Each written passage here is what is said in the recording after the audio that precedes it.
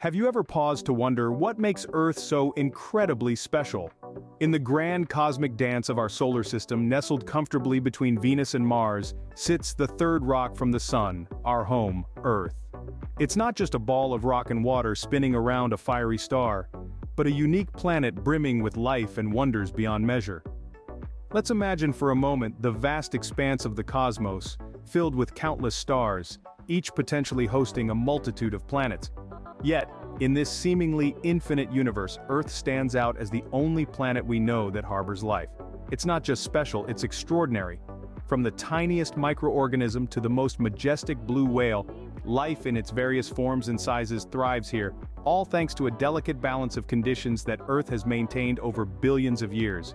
This balance, this gift, is what sets Earth apart in our solar system. Now, why is Earth the third planet from the Sun and not the first or the fifth? Well, it all comes down to the Goldilocks principle. We're not too close to the Sun to get roasted, and we're not too far to become a frozen wasteland. We're just at the right distance in the habitable zone, where conditions are just right for life to exist. But don't let this celestial positioning fool you. Being the third planet doesn't make us third-rate.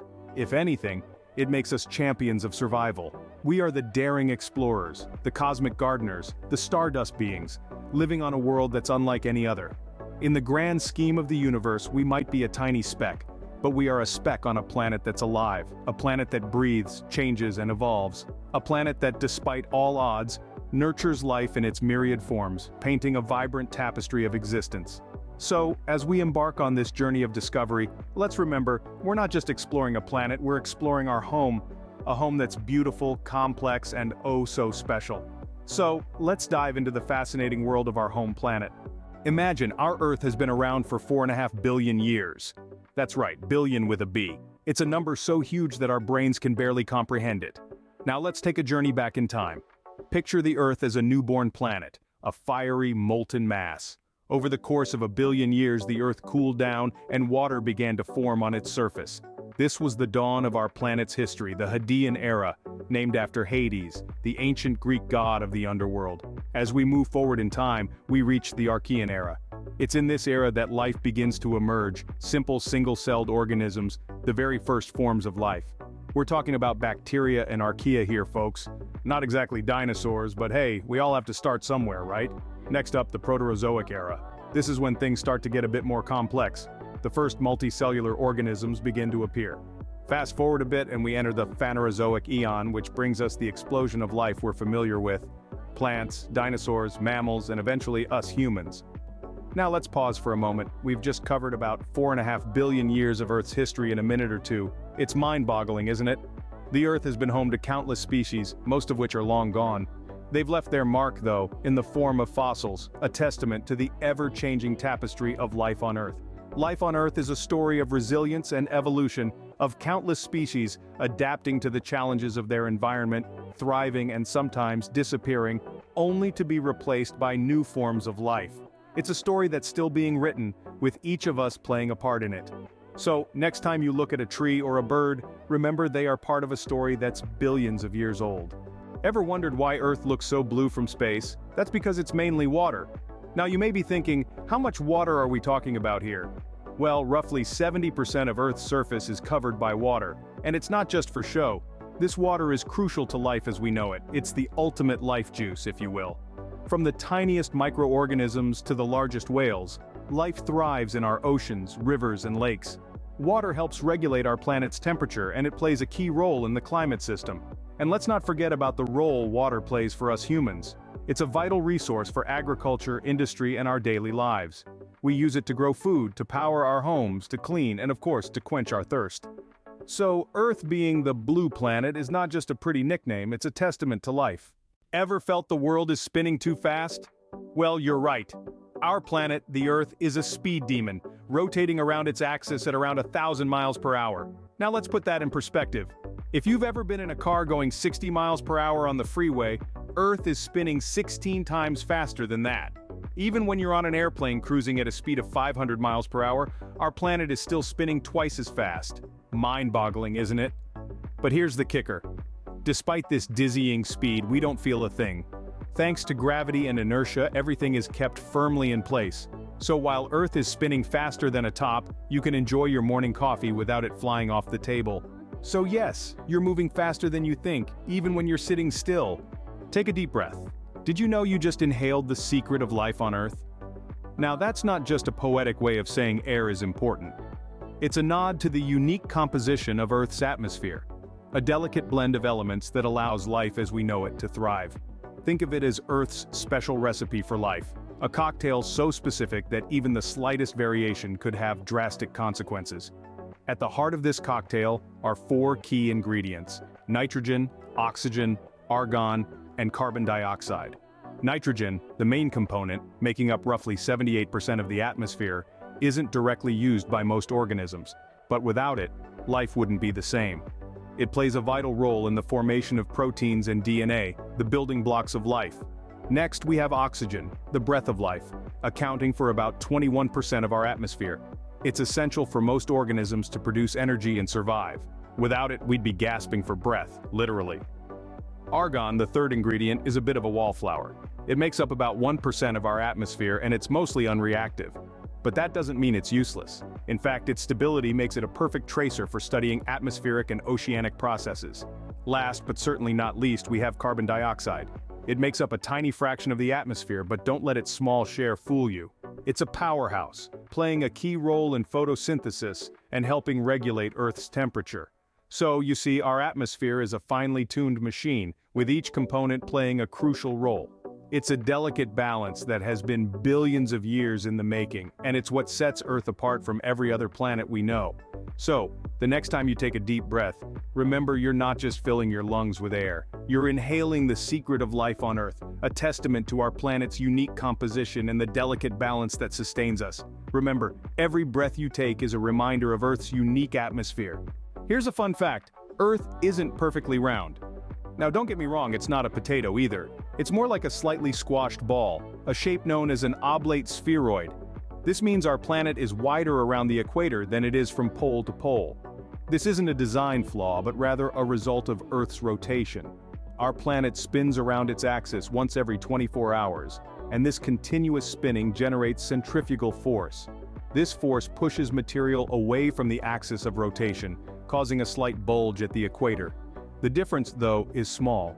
If you were to shrink Earth down to the size of a billiards ball, it'd be smoother and rounder than the actual ball. So, while we live on an oblate spheroid for all practical purposes, it's pretty round. So, the next time someone says, round as the Earth, you can tell them it's not quite right.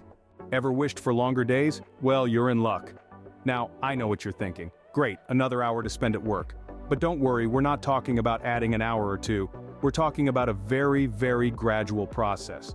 Let's dive into the science behind it. You see, the Earth and the Moon are locked in a gravitational dance, like two celestial ballroom dancers spinning through the cosmos.